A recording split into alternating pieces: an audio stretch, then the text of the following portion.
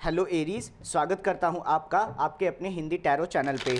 तो आज हम नो कांटेक्ट रीडिंग करने वाले हैं। आप जिस व्यक्ति के बारे में सोच रहे हो और जिसके साथ आपका कोई कनेक्शन नहीं है, वो आपके बारे में कैसा सोचता है। इस रीडिंग को हम कुल 3 हिस्सों में करने वाले हैं। फर्स्ट रॉ में हम देखेंगे कि उनकी लाइफ कैसी चल रही है। सेकंड रॉ में हम ये देखेंगे कि वो आपके बारे में कैसा सोचते हैं, और थर्ड रॉ में हम ये देखेंगे कि इस रिलेशनशिप का फ्यूचर कैसा होने वाला है। दोस्तों, ऑलरेडी इन कार्ड्स को मैं ऑफलाइन काफ़ी शफल कर चुका हूं, और अगर आपको ये वीडियो पसंद आती है तो इस चैनल को सब्सक्राइब करना ना भूलना, और मेरे इस वीडियो को लाइक करना और कमेंट्स में बताना कि आपको ये वीडियो कैसी लगी। तो बिना कोई देरी किए हुए चलिए इस रीडिंग को अभी हम शुरू करते हैं। तो फर्स्ट कार्ड है कि उनकी लाइफ कैसी चल रही है। उनकी लाइफ में इस समय काफ़ी पैशन का झगड़ा चल रहा हो सकता है। मतलब उनके इनर कॉन्फ्लिक्टिंग थॉट्स बहुत ज़्यादा उन्हें परेशान कर रहे हो सकते हैं। उनकी लाइफ में कॉन्फ्लिक्ट हो सकता है, या जो पैशनेट चीज़ें होती हैं जैसे लाइफ में आगे बढ़ना, राइट। और मतलब लाइफ में ओवरऑल उनके पास इस समय कंपटीशन बहुत है। अगला कार्ड है कि उनकी लाइफ कैसी चल रही है। 2 ऑफ पेंटिकल्स। इस समय वो लाइफ में चीज़ों को बैलेंस करने की कोशिश कर रहे हैं, या 2 से 1 से ज़्यादा चॉइसेस या ऑप्शंस में जगल कर रहे हैं वो, ठीक है। और उन्हें समझ में नहीं आ रहा है कि किसे चूज़ करना है, राइट। नेक्स्ट कार्ड है एम्परर। ओके, तो एम्परर एक ऐसा व्यक्ति है, एक ऐसा एनर्जी है जो अपने किंगडम का ध्यान रखता है और अपने लोगों का ध्यान रखता है, साथ ही साथ अपने किंगडम को ग्रो करना चाहता है, और कभी कभी कंट्रोलिंग भी हो सकता है, क्योंकि एक बड़ा सा किंगडम सिर्फ इमोशंस के बदले नहीं चलाया जा सकता, राइट। तो इस समय उनकी लाइफ कैसी चल रही है। उनकी लाइफ में कंपटीशन हो सकता है उनका लोगों से झगड़ा हो रहा हो, और साथ ही साथ अपने करियर में हो सकता है कि उनकी कुछ जगलिंग चल रही हो, या मनी मेकिंग जो ऑप्शंस होते हैं, मनी मेकिंग जो अपॉर्चुनिटीज़ होती हैं, उनमें एक से ज़्यादा ऑप्शंस को वो एक साथ चलाने की कोशिश कर रहे हों। पर ओवरऑल जो उनकी एनर्जी है वो एक एम्परर जैसी है, जो कि एक काफ़ी मैच्योर एनर्जी है, एट टाइम कंट्रोलिंग है, पर अपने किंगडम के लिए वो ध्यान रखने वाली है। तो ठीक है, स्ट्रॉ में हम ये देखने वाले हैं कि वो आपके बारे में कैसा फील कर रहे हैं। 4 ऑफ पेंटिकल्स का मतलब हो गया कि किसी मतलब चीज़ों को अपने आप से लगा करके रखना, उन्हें जाने ना देना। आप इसे सेल्फिशनेस का भी कार्ड समझ सकते हैं, पर कुछ सेंस में ये स्टेबिलिटी का भी कार्ड होता है। क्यों? क्योंकि वो अपने कॉइन्स को बचा करके अपने पास रखना चाहते हैं। तो आपके बारे में हो सकता है कि वो आपके थॉट्स जो हैं वो अपने दिमाग से जाने ना दे पा रहे हों, या वो आपके बारे में हर समय सोच रहे हैं और आप उनके दिमाग से कभी ऊपर, मतलब वो कभी आप जो है उनके दिमाग से कभी बाहर नहीं जाते, हमेशा आपके बारे में सोचते हैं वो। और हो सकता है कि जो कॉन्फ्लिक्टिंग थॉट्स हों वो आपको लेकर के हों, क्योंकि वो ऐसा भी हो सकता है कि आपके बारे में कंपटीशन हो, राइट। ऐसा भी हो सकता है कि उनकी लाइफ में उन्हें पाने के लिए भी कंपटीशन हो, एक से ज़्यादा लोग हो। आप तो हैं ही हैं, पर आपसे और भी लोग हो सकते हैं, राइट। और ये हो सकता है कि एक टाइम पे वो एक से ज़्यादा जो रिलेशनशिप है या लव रिलेटेड जो इमोशंस हैं उसे संभालने की कोशिश कर रहे हों। एरीज, एम्परर एक एरीज कार्ड है, ओके। तो आप अपनी रीडिंग में अभी तक प्रेजेंट हो। 2 ऑफ पेंटिकल्स के नीचे हमें जो अगला कार्ड मिलता है कि वो आपके बारे में कैसा सोच रहे हैं, तो हैंगमैन। अभी वो इस सिचुएशन में डिफरेंट परसेप्शन लेने की कोशिश कर रहे हैं। हो सकता है वो लोगों से बात कर रहे हों और समझने की कोशिश कर रहे हों कि उन्हें एग्जैक्टली क्या चाहिए। तो अभी वो यहाँ पे मैं बोल रहा हूँ ना कि आपके थॉट्स लगा करके बैठे हैं, सोच रहे हैं, हाँ ये बिल्कुल हो सकता है, पर इसमें कुछ प्रैक्टिकल नहीं है, इसमें कुछ दिखाई नहीं देता, ओके। इसमें कुछ हो नहीं रहा है। नेक्स्ट कार्ड हम देखते हैं आपके बारे में कैसा सोच रहे हैं वो। Page of pentacles. ओके, तो हो सकता है कि एक नया परसेप्शन गेन करने के बाद में वो आपकी तरफ बढ़ कर के आए। हालांकि ये बहुत ह्यूज अपॉर्चुनिटी नहीं होगी, पर एक एम्परर की तरफ से भी हो सकती है। तो उनके पीछे जो एनर्जी होगी वो अच्छी होगी, एम्परर की होगी। पर पेज ऑफ पेंटिकल्स का मतलब होता है आगे बढ़ने की कोशिश करना, अपनी लाइफ में सीखने की कोशिश करना, ग्रो करने की कोशिश करना, और अपने एम्बिशंस को परसू करना, ठीक है। अब हम देखते हैं कि इस रिलेशनशिप का फ्यूचर कैसे होने वाला है। 8 ऑफ पेंटिकल्स। आने वाले टाइम पे वो अपने स्किल्स पे या इस रिलेशनशिप पे काम करने की कोशिश करेंगे। नेक्स्ट कार्ड है 7 ऑफ सोर्ड्स। नहीं, सेवन ऑफ सोर्ड्स का मतलब हो गया चीटिंग, लाइंग, धोखा, बच करके निकलना, दिमाग लगाना, ज़रूरत से दिमाग लगाना, ज़्यादा दिमाग लगाना। इसका मतलब ये हो गया ना कि जब इन चालू चालू आपने सुना होगा ना चालूपंथी वाला वर्ड, तो ये बेसिकली वही है। आने वाले टाइम पे वो हो सकता है से आपसे चालूपना करने की कोशिश करे। नेक्स्ट कार्ड है किंग ऑफ सोर्ड्स, तो वो दिमाग तो बहुत लगाने वाले हैं आपसे, इस बात में कोई दो राय नहीं है कि इस रिलेशनशिप से बच के निकलने के लिए वो अपना दिमाग भरपूर लगाएंगे, ठीक है। मतलब मैं ऐसा कह सकता हूँ कि आने वाले टाइम पे अगर आपको लग रहा है कि वो आपसे कांटेक्ट करेंगे, हो सकता है वो आपसे कांटेक्ट करें, लेकिन वो बच के भी निकल जाएंगे, ठीक है।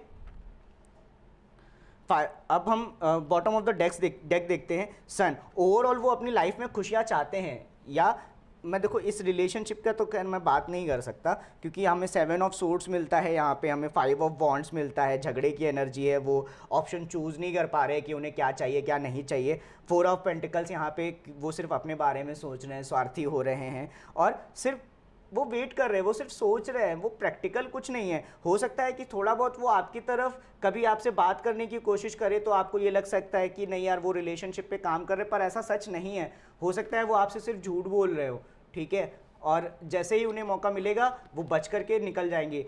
किंग ऑफ सोर्ड्स का मतलब होता है एक इंटेलेक्ट व्यक्ति जो काफ़ी असर्टिव है और अपने दिमाग का इस्तेमाल करता है काम को, किसी भी काम को करने के लिए, लॉजिकल होता है और अथॉरिटी के साथ कम्युनिकेट करने की पावर रखता है, राइट। तो आने वाले टाइम पे वो अपना दिमाग निकाल करके बच के निकल जाएंगे। चलिए इन कार्ड्स को क्लैरिफाई करते हैं फटाफट। फाइव ऑफ वॉन्ड्स को क्लैरिफाई करने पे हमें मिलता है फाइव ऑफ इंस्पिरेशन। देखो सेम कार्ड है, five of inspiration and five of wands. Muse tarot deck में five of inspiration five of wands है।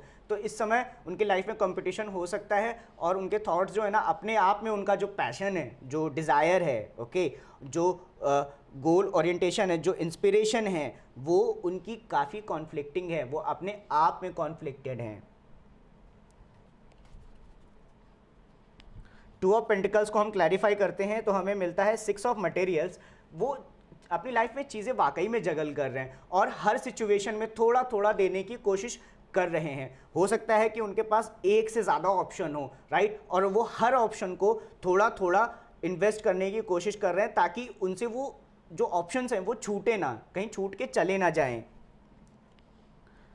एम्परर को क्लैरिफाई करते हैं तो हमें मिलता है queen of voices. Queen of voices या क्वीन ऑफ सोर्ड्स, जिसे हम राइडर विद टैरो डेक में कहते हैं, एक काफ़ी इंटेलेक्ट क्वीन है, स्ट्रेट फॉरवर्ड है और साथ ही साथ मेंटली काफ़ी क्लियर है, इंडिपेंडेंट है और अपने विवेक से काम करती है। और जैसे मैंने बोला स्ट्रेट फॉरवर्ड है, तो अगर आप उसे सीधे सीधे बात करोगे तो वो आपको सीधे सीधे जवाब देगी, काफ़ी इंटुइटिव है। पर अगर उसे लगता है कि उसे आपके साथ डील नहीं करना चाहिए तो वो आपके साथ बिल्कुल डील नहीं करने वाली। फोर ऑफ पेंटिकल्स को अगर हम क्लैरिफाई करते हैं तो हमें मिलता है टेन ऑफ इंस्पिरेशन। इस रिलेशनशिप को परसू करना या किसी भी तरीके के रिलेशनशिप को परसू करना उनके लिए काफ़ी बोझ जैसा हो सकता है। उन्हें ऐसा लग रहा हो सकता है कि यार ये मेरे ऊपर बोझ है और शायद मैं इसे ना कर पाऊँ, ओके। हैंगमैन को क्लैरिफाई करते हैं तो हमें मिलता है page of materials. Page of pentacles यहाँ पे भी है, पेज ऑफ मटेरियल सेम है। तो इस रिलेशनशिप में वो इन्वेस्टमेंट करने के बारे में सोच रहे हो सकते हैं, नए परसेप्शन गेन करने की कोशिश कर रहे हो सकते हैं, लेकिन ये अपॉर्चुनिटी जैसा मैं कह रहा हूँ अगर वो देंगे भी ना तो आने वाले टाइम पे हो सकता है वो बच के निकलने की कोशिश करें। पर इस कार्ड को आगे अभी हम क्लैरिफाई करेंगे तो हमें पता चलेगा कि एग्जैक्टली वो सेवन ऑफ सोर्ड्स से क्या करना चाहते हैं, राइट। पेज ऑफ पेंटिकल्स को क्लैरिफाई करते हैं तो हमें मिलता है थ्री ऑफ वॉइसेस। ओके, तो ऐसा इस वजह से भी हो सकता है कि वो पास्ट में किसी सिचुएशन को लेकर के हर्ट हुए हों, या अगर वो आपकी तरफ बढ़ करके नहीं आ पा रहे तो उसमें उसका रीज़न उसके पीछे किसी तरीके का हार्ट ब्रेक हो सकता है। पहले उन्हें किसी तरीके की तकलीफ हुई हो और अभी वो समझ ना पा रहे हो कि उन्हें करना क्या है। एट ऑफ पेंटिकल्स को हम क्लैरिफाई करते हैं तो हमें मिलता है एम्परर। एम्परर यहाँ पे भी था एरीज के लिए, ओके। तो अपनी लाइफ में अगर वो आपकी तरफ बढ़ करके नहीं आ रहे तो अपनी लाइफ में वो अच्छी चीज़ें, अपने स्किल्स को अच्छा करने की कोशिश कर रहे हैं, ग्रो करने की कोशिश कर रहे हैं, लाइफ में कैसा आगे बढ़ा जाए कैसे आगे बढ़ा जाए उसके बारे में सोचने की कोशिश कर रहे हैं और एक एम्परर जैसा बनने की कोशिश कर रहे हैं, राइट। एम्परर का मतलब मैंने आपको वहाँ बताया था, एक ऐसा एनर्जी जो अपने किंगडम को ग्रो करने की कोशिश करता है, एट टाइम्स कंट्रोलिंग है, लेकिन ओवरऑल वो अपने किंगडम में लोग चाहता है कि लोगों के अच्छा हो, राइट। 7 ऑफ सोर्ड्स को हम क्लैरिफाई करते हैं तो हमें मिलता है page of emotions. Okay, page of emotions का मतलब हो गया कि अपने जो इमोशंस है उन्हें एक्सप्लोर करना, सेंसिटिव होना, और नई लव रिलेटेड अपॉर्चुनिटी भी हो सकती है, ऑप्शन भी हो सकता है। मजिशियन, मजिशियन का मतलब हो गया कि मैनिफेस्टेशन। ओके, तो